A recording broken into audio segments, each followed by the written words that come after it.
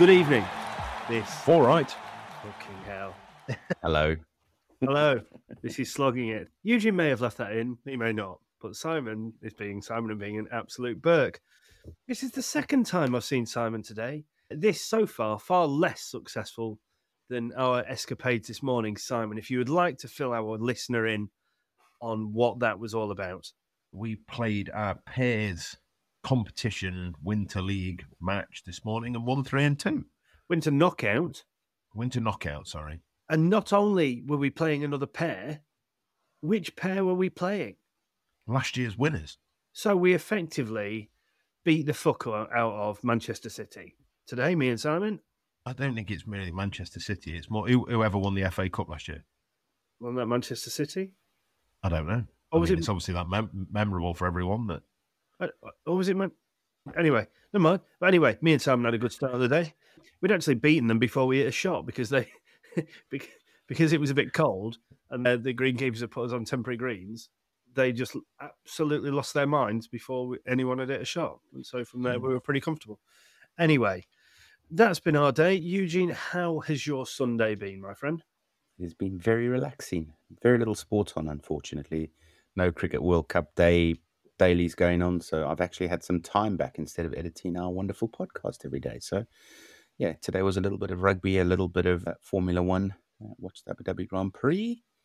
You'll never guess who won. Oh, I mean, I know the result. I'll be honest. The most exciting part was watching the race between Ferrari and Mercedes. and Mercedes. Yeah, that was the most exciting. Yeah. So yeah, it was good from that point of view. Yeah, I like Formula One, but it's kind of got a bit boring, hasn't it? It's all a bit predictable. So someone needs to build It's like Schumacher years, right? When Ferrari just won all the time. It's It's now Verstappen and Red Bull winning all the time. Hamilton won 7 within 8 or 9 years, didn't he? So I mean, you know, it's fits and starts and stuff. But yeah, I mean, it's a competitive sport.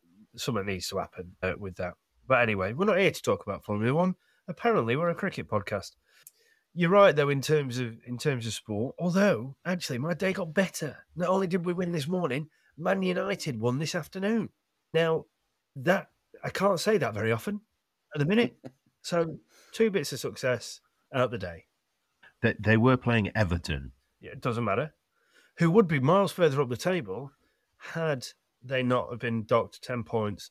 But we're not going to get into that because there'll be letter bombs, petrol bombs, all sorts. You don't upset Scousers when they're already angry. So definitely don't don't read your address out or make sure it's nowhere visible on the internet if you are going to piss angry Scousers off.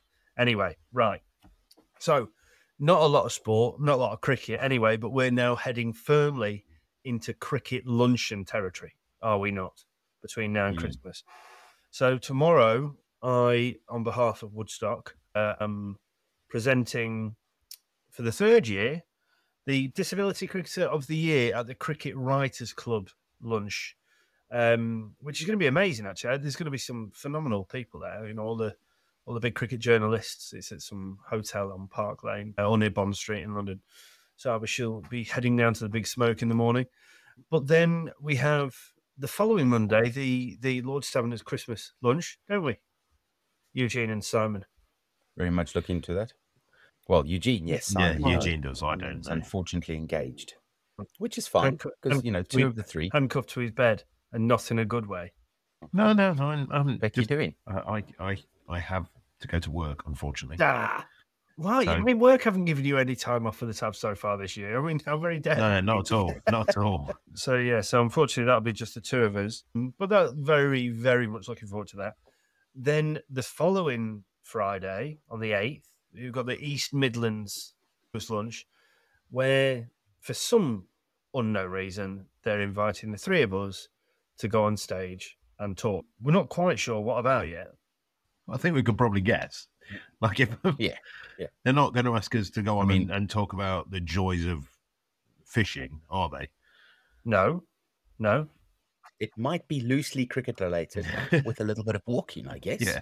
I imagine the walk will form a decent chunk of it. I don't know who's interviewing us, though, because we're actually being interviewed at the same time as Graham Swan, aren't we? So I don't know whether Swanee's interviewing us or Chris Cowdery's interviewing us and Swanee. Can you imagine? Or we're interviewing 20. Who knows? That could be interesting. But yeah, can you imagine? Welcome to the stage, Graham Swan, who everybody wants to listen to, and 3 knobheads who no one wants to listen to.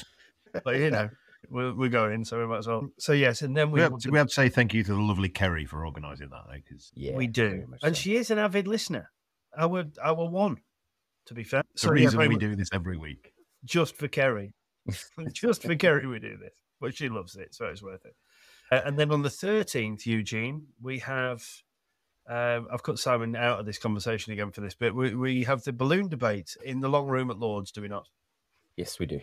Nice Wednesday evening black tie event to go and listen to that. I'm very much looking forward to that. Same. Now, I might book myself into the Danubius this year because...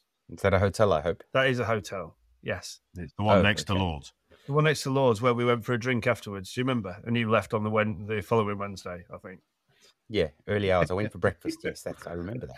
So, yeah, I think I'm going to book myself into a hotel because I was in a god-awful amount of trouble last year. So yes, lots to look forward to, gentlemen. Some, all 3 of us. Unfortunately, Simon's work commitments mean that Eugene and I are going to have to drink for 3 of us between 2 on a couple of occasions. But I'm sure we shall manage. Right, what else have we got to look forward to? Christmas. Well, I look forward to. I've been landed with the news that our extension won't be, well, not watertight. Basically, won't be, what's the word I'm looking for, Simon? Watertight. Watertight, complete, finished. And so what that means is, because we were, as a family, due to go to Ireland for Christmas, I've now got to stay at home while Lisa and the baby go to Ireland for Christmas.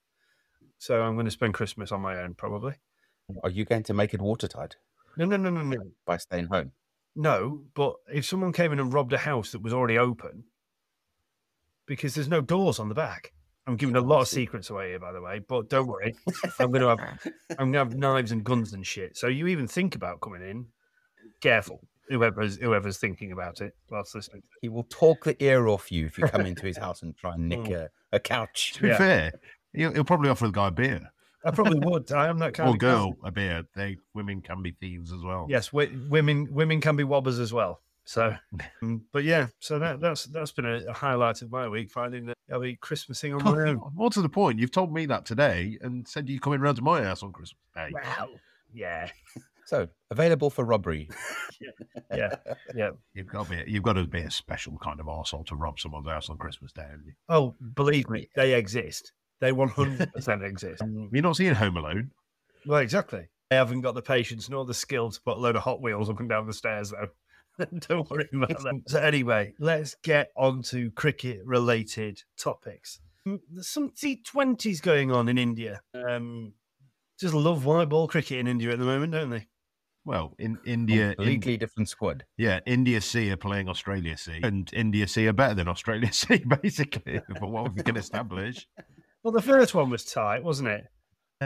Yeah. And then the second one was tight too until the bowlers... I mean, look, I'm convinced that those Australian bowlers are going to get IPL contracts as net bowlers because they are traveling. Oh my God. You see, Stoinis and Maxwell both one went at 18s and one went at 19 and a half. Ironically, the only members of the Australia main squad, which is... other than Smith, isn't there? But yeah, ridiculous scenes. Yeah, it wasn't Stoinis, it was the other lad, Abbott. Sean Abbott, Maxwell. Maxwell went at this time. Sean Abbott and Maxwell. Yeah, 38 off his 2, and poor Abbott went at, 53 off his 3. Cheers. I reckon we might not go for that many. No, but I must say... No, because we won't be there. Well, no. Yeah. Right. I don't think we're exactly high on that list of call-ups. No. I think you knew what... No small part due to our lack of Australian heritage. I mean, I think we're good enough. I think we would be good enough, but I don't think... Yeah. But they have uncovered, in my opinion, a little gem India. In this, there's this little lad. His name's Rinku Singh. And my goodness me, he hits the ball clean.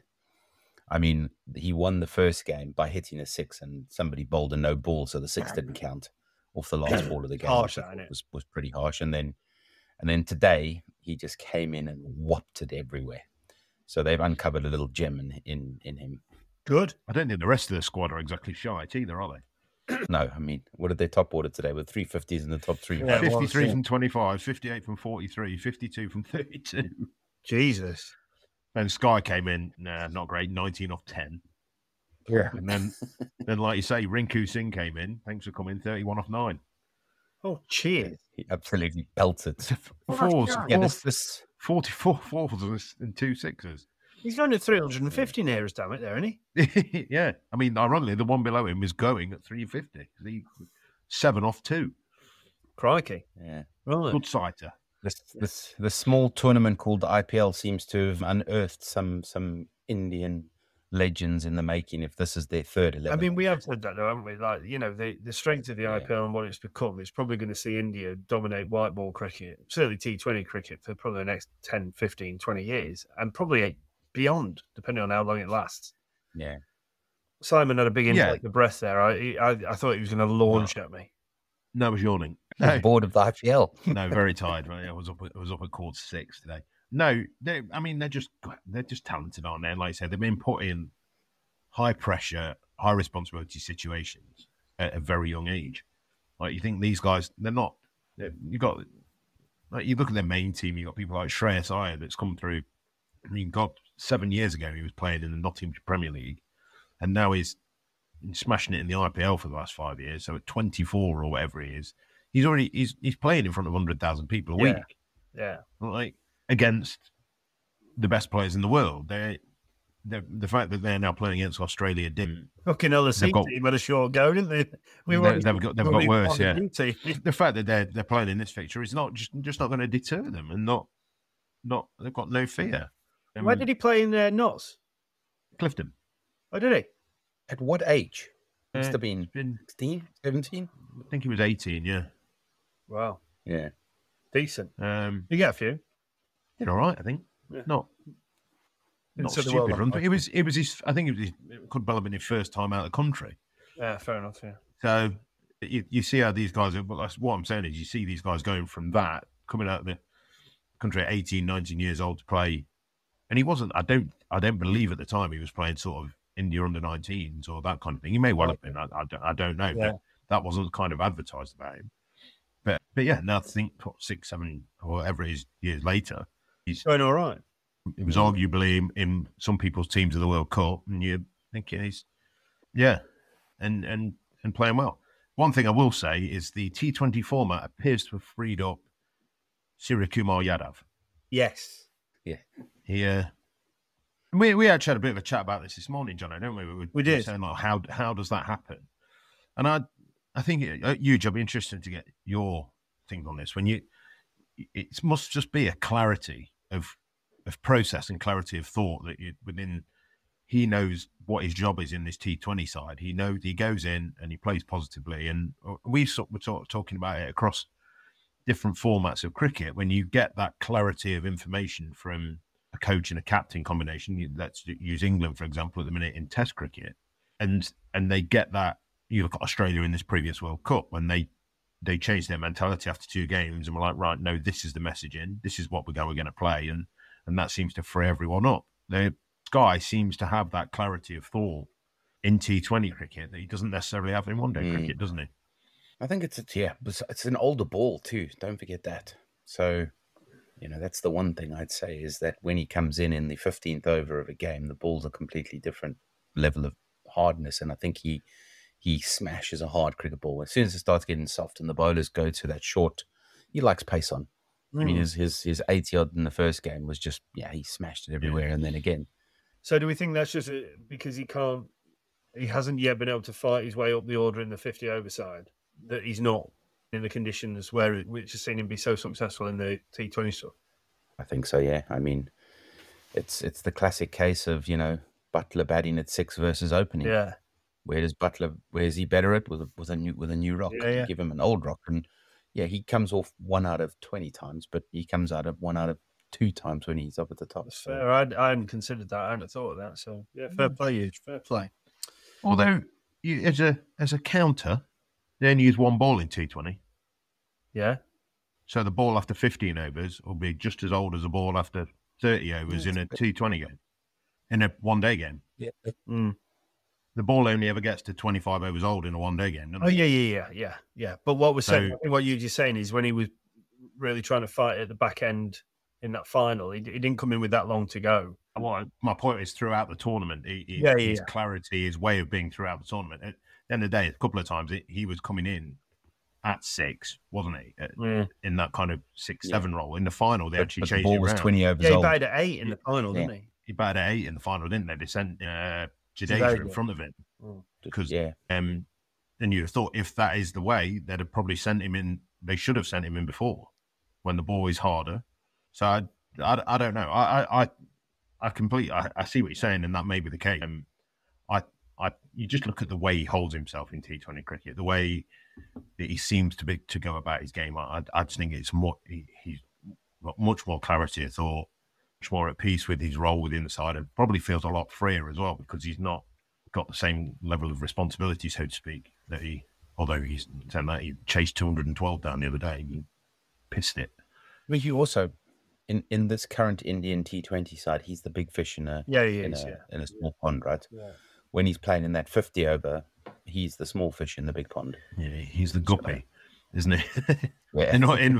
with all due respect to him and the rest of that batting lineup, which is what makes it, I suppose, what makes it so interesting about when we have seen him play well in the T20 side, in their full T20 side, he's still throwing Charlotte, Sharma, Kohli, Rahul normally because he keeps wicket, or if not Pant.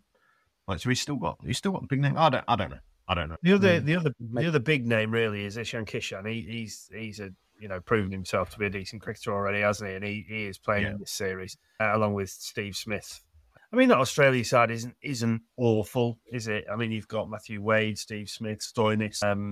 So there are a few kind of household names in there, shall we say? It's the bowling department, isn't it, in that Australia team that is. Zampa's playing, or is he? Yeah, Zampa's played. Yeah, Zampa's didn't play the first one. He's played today as well. He's gone at 8, right? When everyone else has gone at 18, 105. Yeah. So yeah, I'm not. I'm obviously taking the piss when I say it's the C team and whatever, but you just look at the depth. Like Arshdeep Singh's playing. I mean, you look at he was arguably one of the bowlers of the last T20 World Cup. Yeah, can't even semi get a look in their 50 over side. And it's coming over. He's playing in this. You look at the left arm spinner that's playing for him. They bowled England out in Test cricket. Axar Patel. I mean, you took in 2 bowlers there that most other T20 sides / one-day sides in the world would be waltzing in, especially being as Axar Patel can bat as well. Yeah. So they've got huge strength in depth, and they're just so used to playing in high pressure games. Well, you're playing in front of 80,000 people at 19, 20 years old. By the time you make it onto the international stage, that's half the course. You don't want to worry about it because you've experienced it in the IPL, haven't you? So, no, and they're also big players within that as well. I think that's another thing. Like you said about Sky, that Axar Patel within the IPL is one of the big players for his franchise. You talk of, I mean, the guy who took Shreyas, his captain. Yeah. Like, they're not playing bits and bob roles and then strolling out international cricket. It's not like playing at Durham in 4-day cricket on a wet one in May and then being expected to rock out in front of 35,000 at Lords. It's not. It's slightly different kind of introduction into the world of pressurised cricket, isn't it? So, agree. Talking of the IPL, a fair bit of news coming out about the English contingent. Joe Root and Ben Stokes have said that they're not going to go. No doubt will be pleasing one Robert Key, but they obviously, I think it's something crazy, like with the World Cup and the test things, the test matches that are coming up between January and March, and the IPL, it would have been something like spending 6 months in India in a calendar year, which would just be, I mean, even if you really like India, 6 months away from home is a hell of a long time. So Root and Stokes are not going, not retained by their respective sides. Harry Brook, Jofra Archer, Phil Salt, David Willey, and Adil Rashid, who will all go back into the mini auction. That was a new one on me, mini auction. You want to explain the mini auction theory? No. All I know is it's not the real auction. I suppose it's exactly for this when they release players. So they have a smaller main auction, is it? it's this year's version of the main auction, isn't it? They have, I think it's every 2 years they have a full draft / auction, whatever you want to call them, and then in the bits in between them. I mean, we've seen this year. There's a trade happened between two teams that includes whatever Hardik Pandya and Cam Green. Yeah. So Hardik Pandya is moving to Mumbai Indians from Gujarat Titans, and then Mumbai Indians are trading for cash Cameron Green to RCB. Pandya had been at Mumbai Indians previously, though, hadn't he? So he maybe just joined Gujarat Titans last year. But he was previously a Mumbai Indians player, wasn't he? So, right, interesting. I mean, are any of those shocks for you, Johnno? Would you say any of those are shocks? What?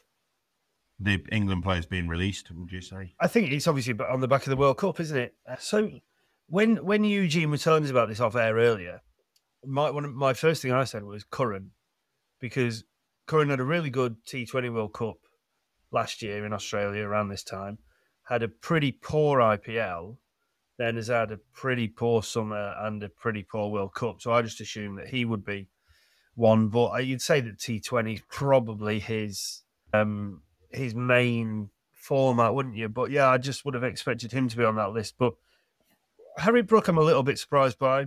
He didn't have a great IPL, but I think he will come good in that format, and I think eventually he'll come good in the IPL. Phil Salt again as well. Sheed feels like he's lost his superpowers a little bit. David Willey has probably never played that much in the IPL. Will be more of a squad player. And Archer, well, bloke's made of glass, isn't he? Unfortunately, as much as I hate to say it, one of the shining lights of English cricket and the future of English cricket, as we thought in 2019. But ever since he basically got bowled into an early grave during 2019, he's not really been nowhere to be seen, has he? Which I think is a real shame. Talking of injuries, Josh Tong placed in the one-day or the white ball squads to the West Indies by Matthew Potts. I don't know exactly what the injury is, but it was always going to happen because Notts have just signed him. Yeah, Notts only signed broken bowlers. I mean, they've got a squad full of them for next year. Fletcher's going to have to bowl some overs. That's what we can say. And he's had a dicky ankle this year, so yeah. I mean, they've got Ollie Stone. Yeah, broken constantly. Yeah. Josh Tong, broken. I know there's on that Pennington, haven't they, as well, from Worcester? Yeah. Who might be... I think his injury record's pretty good, to be fair, Dylan. I don't think he's known to go down that often.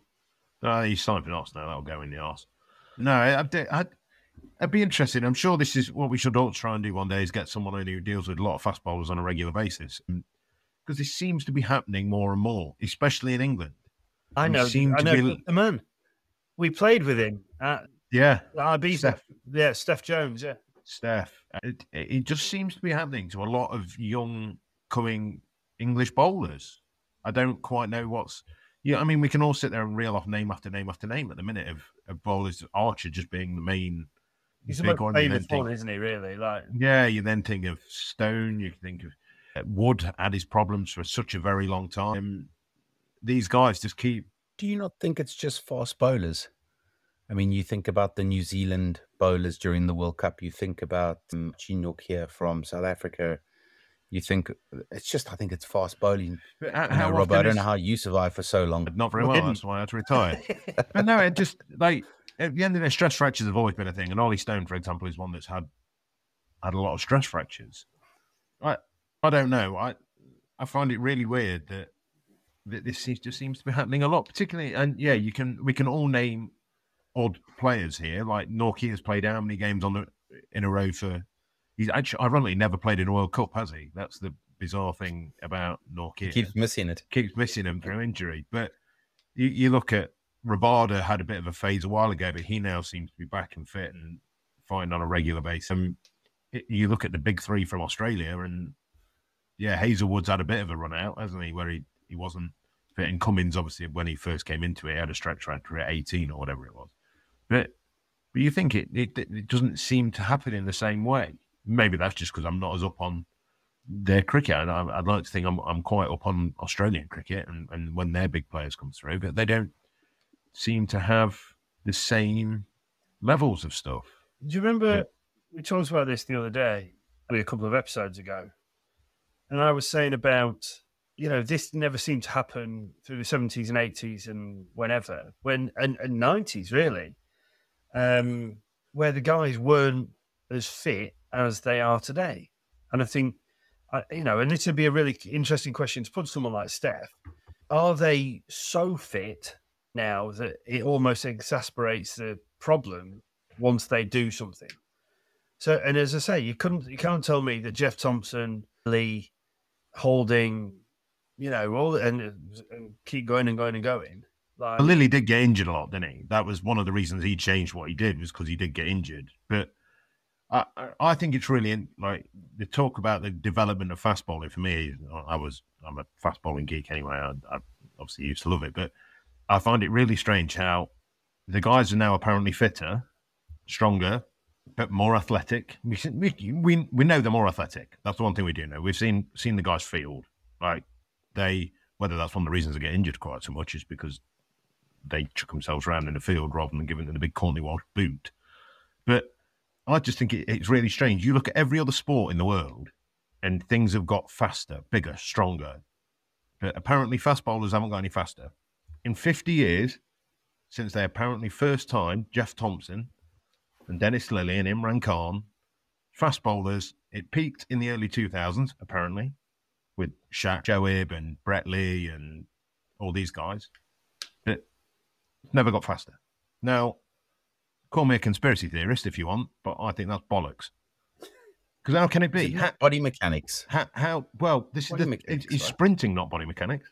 Yet, funnily enough, Usain Bolt in 2014 ran a damn sight faster than the bloke did in 1974.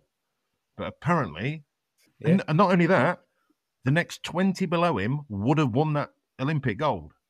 But in fast bowling, apparently not got any faster. Not sure myself. I look forward to a winter podcast with you explaining why that has happened, Robbo. I couldn't tell you. I've tried to do some, and without sitting there with a stopwatch on for watching like the pace of balls down while it's being timed, and because they tried to say at one point that Imran Khan was bowling, or Ian Botham was bowling at 144 kilometres an hour. No, what? Come on. Maybe that's the problem. Maybe the speed guns back then were overstating, and actually they are getting a little bit faster. Well, that's what they reckon about in that 99 World Cup, don't they? It was over here. Obviously, the land where everyone bowls their quickest, England. That's right, yeah. Mm-hmm.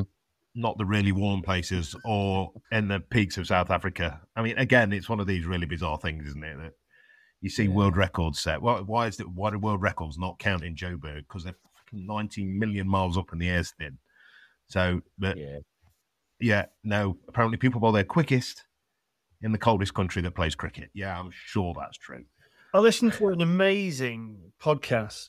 I listen to it quite often, actually. And yes, listeners, there are other decent podcasts available, believe it or not. It's called The Andy Rose Show. And he was interviewing a fella whose name I forget. But the subject matter was called The Enhanced Games. Have you heard anything about this?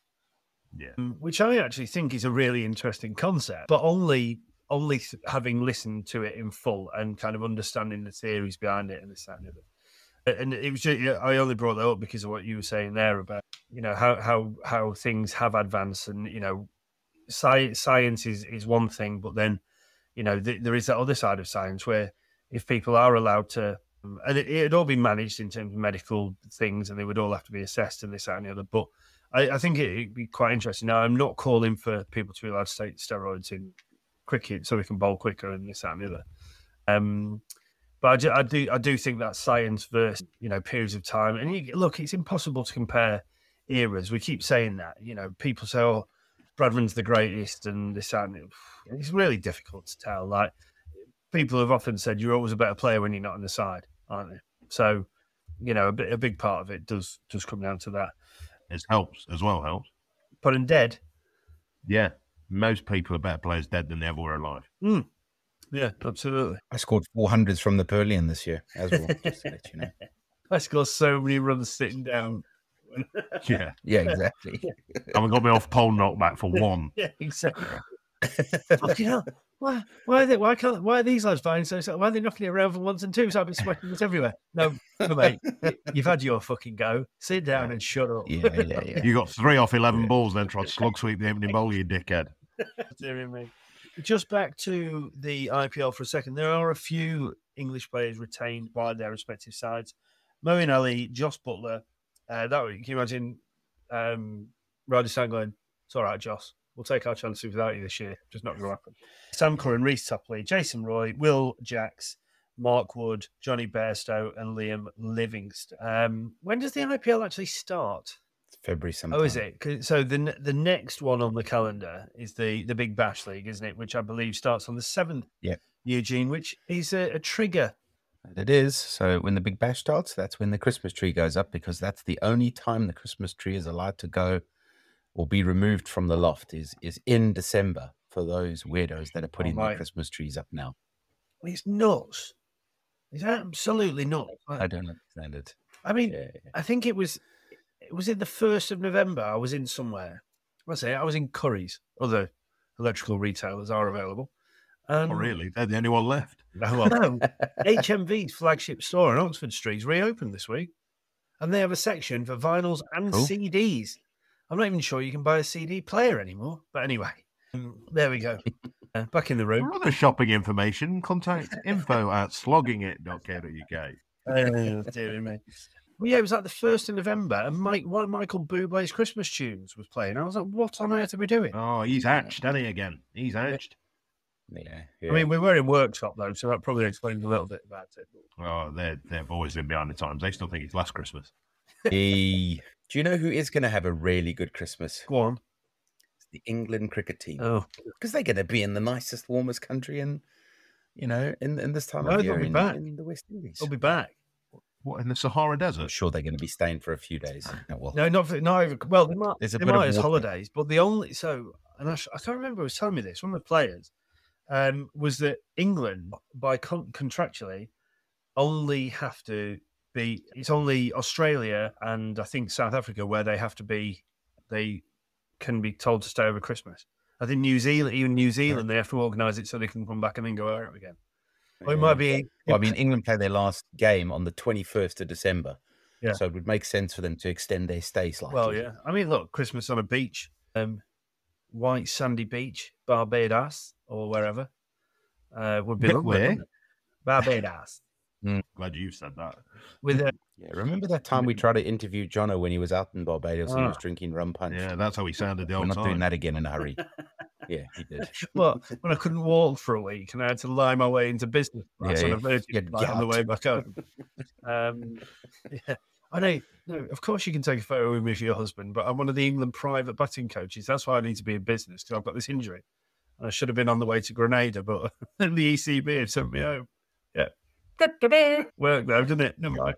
As I'm sitting there with gout, drinking free champagne. Shocked. Sorry, Mr. Branson. Anyway, moving on. He's got enough cash. He doesn't need to Just in case he listens. Exactly. Yeah. Can you imagine if we get a tweet from Richard Branson? You cheeky bastard. You owe me $4,000. Yeah, good luck. Anyway, the Sri Lanka situation seems to have, resolved itself. God knows what's happened there. But they are now fully fledged ICC members again. But within that period of 9 days, or 2 weeks, or whatever it was, that it took them to reinstate them, they've already said, no, under 19 World Cup's now going to be in South Africa.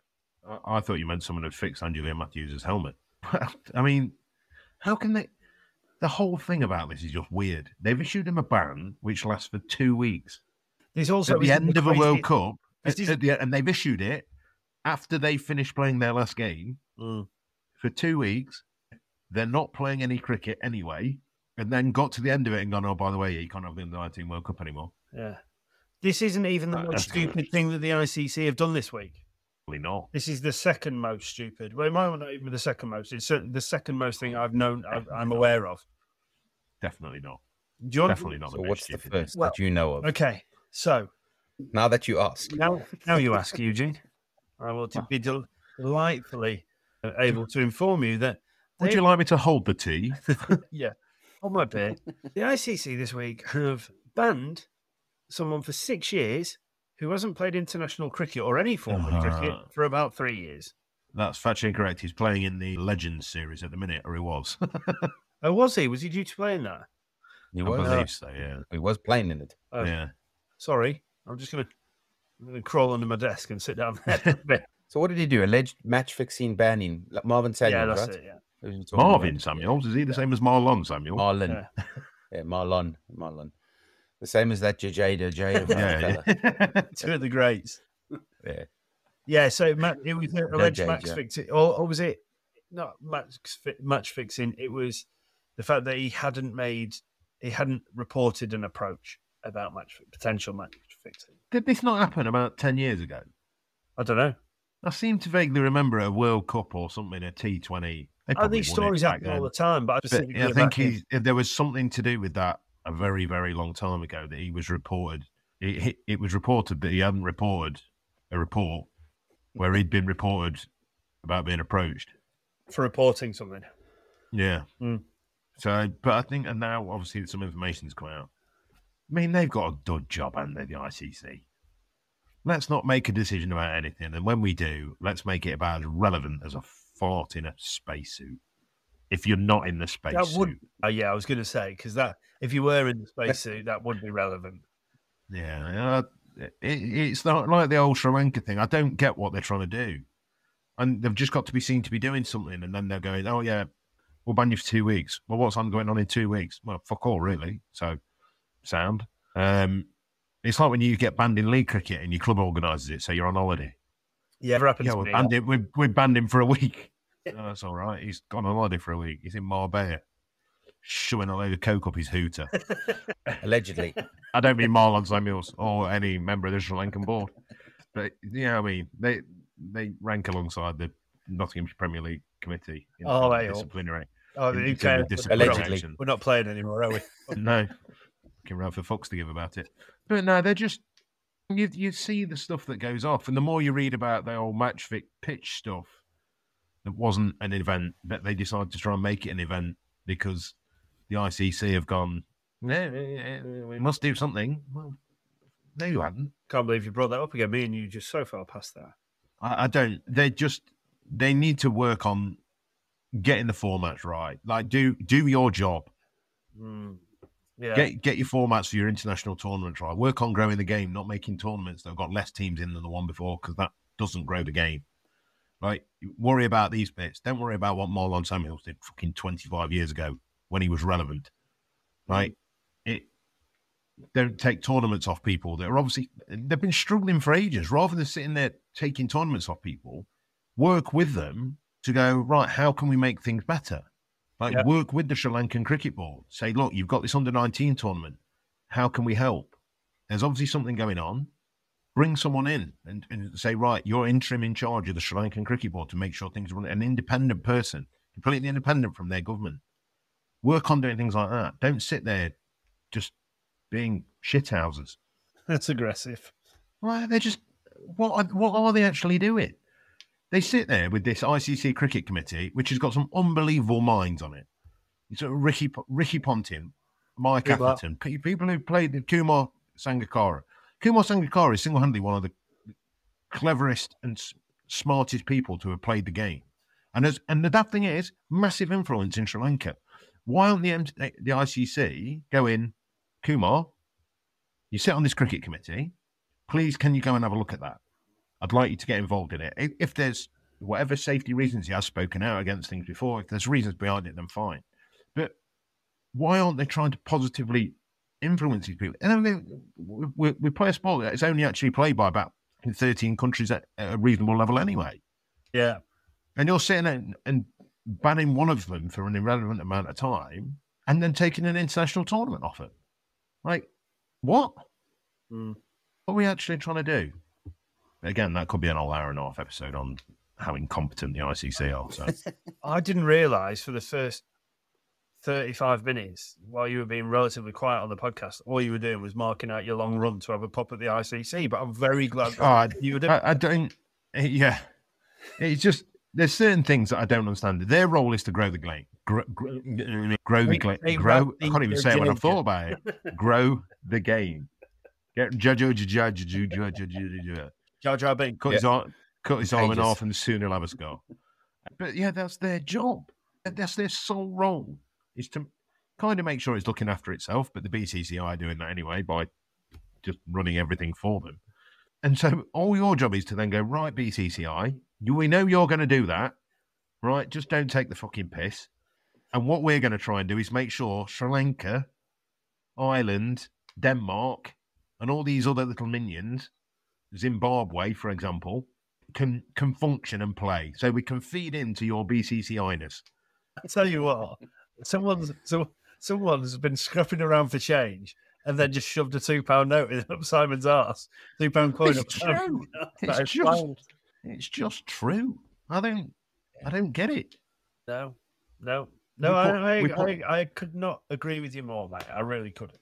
We decided to put a tournament in a war zone that haven't paid their players for fucking 5 months. Yeah, the Sri Lankan cricket, God forbid, right now will ban you for 2 weeks. Oh, piss off.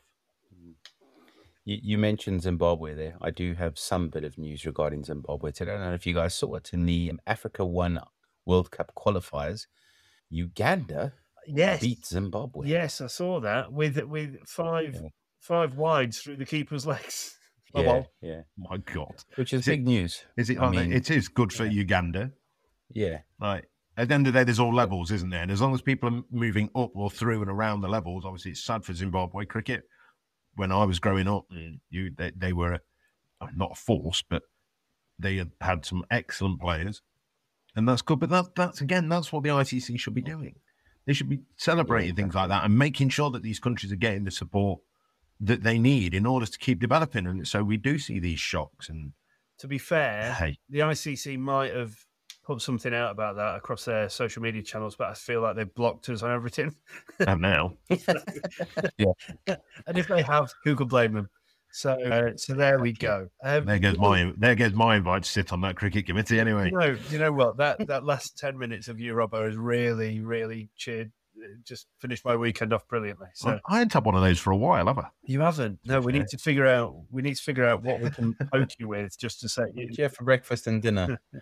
So I'm ravenous. Upcoming guests. I actually bought you a chocolate croissant this morning, but then decided I was hungry and ate it myself before I got to the golf club. Sorry.